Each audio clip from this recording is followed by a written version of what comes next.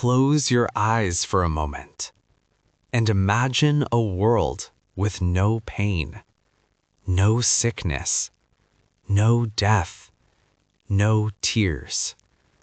Imagine a place where broken hearts are healed, where injustice no longer speaks, and where God Himself lives with His people. This is not a dream. This is not a myth. This is the final promise written in the Bible. Today, we are entering one of the most powerful visions ever revealed to mankind, the vision of the new heaven and the new earth. A world where the old things pass away and everything God promised is finally fulfilled. This story was shown to the Apostle John, a man in exile, alone on an island, when heaven opened and eternity spoke.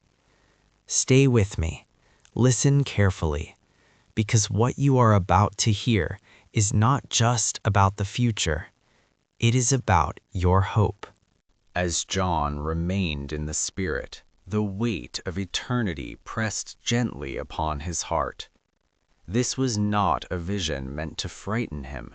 It was a vision meant to heal him. The loneliness of exile faded, and he realized that God had not abandoned the world. God had been preparing it.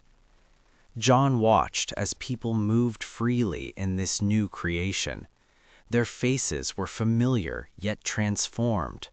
They carried memories of suffering, but no pain followed those memories anymore. What once hurt them no longer had power over them. The past existed only as a testimony of how faithful God had been. There were no hospitals there because sickness had no permission to enter, no graveyards because death had been swallowed up forever, no prisons because sin no longer ruled human hearts. Everything breathed peace. John noticed children laughing, pure laughter, untouched by fear. He saw elders walking with strength renewed, their bodies no longer bent by time. Every generation stood together, whole and complete. And everywhere John looked, the presence of God filled the atmosphere, not as thunder, not as fire, but as perfect peace. God was not hidden. God was not distant. God was close enough to be felt, known, and loved. John remembered the old world, the wars, the hunger, the cries of the innocent. He remembered how people prayed and sometimes felt unheard, but now he understood. Every prayer had been stored, every tear had been counted, nothing was wasted. In this new world, justice was not debated, it existed. Truth did not need defending, it shone naturally. Love was no longer fragile, it was the foundation of everything. John saw people worshiping, not because they were commanded, but because joy overflowed from them. Worship was no longer a moment, it was a way of being. Every breath honored God. Every step reflected gratitude. Then John noticed something even more astonishing. Time felt different. There was no rush, no fear of running out.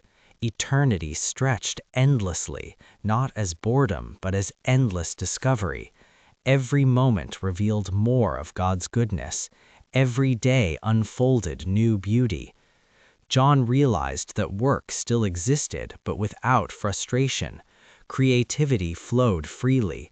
People built, planted, explored, and learned not to survive, but to express the glory of their Creator. He saw friendships untouched by betrayal, relationships free from jealousy, families united without pain or loss. Love no longer feared endings. And at the center of it all was the Lamb. Jesus stood, not suffering, not wounded, but glorified. The marks of the cross remained, not as pain, but as proof. Proof that love had won. proof that sacrifice was not in vain. Every knee bowed, not forced, not afraid, but willing. Every voice confessed that Jesus Christ is Lord, not out of obligation, but out of awe. John felt overwhelmed, and rightly so. Words failed him. How could human language fully describe a future designed by an infinite God? Then the voice spoke again, gentle yet firm. These words are trustworthy and true.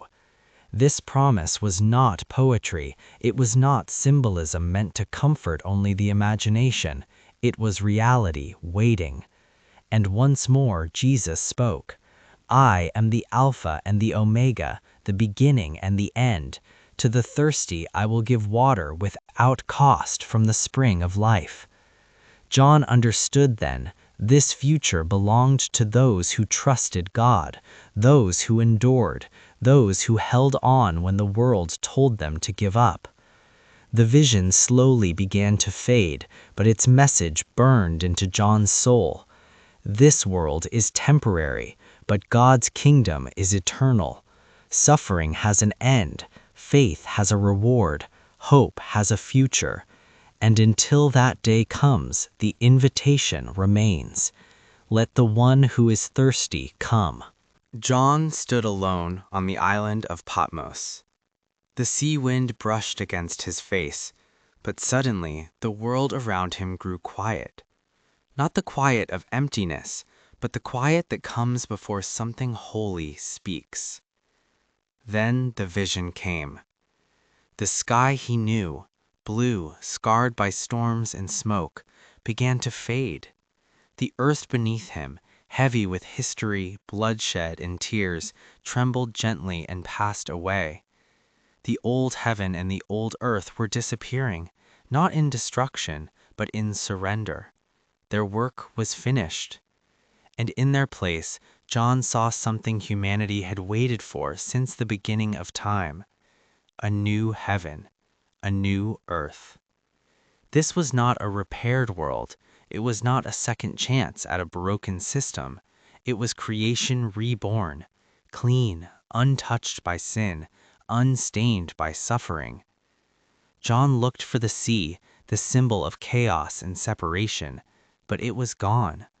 No more storms swallowing lives, no more waters dividing nations, no more distance between hearts.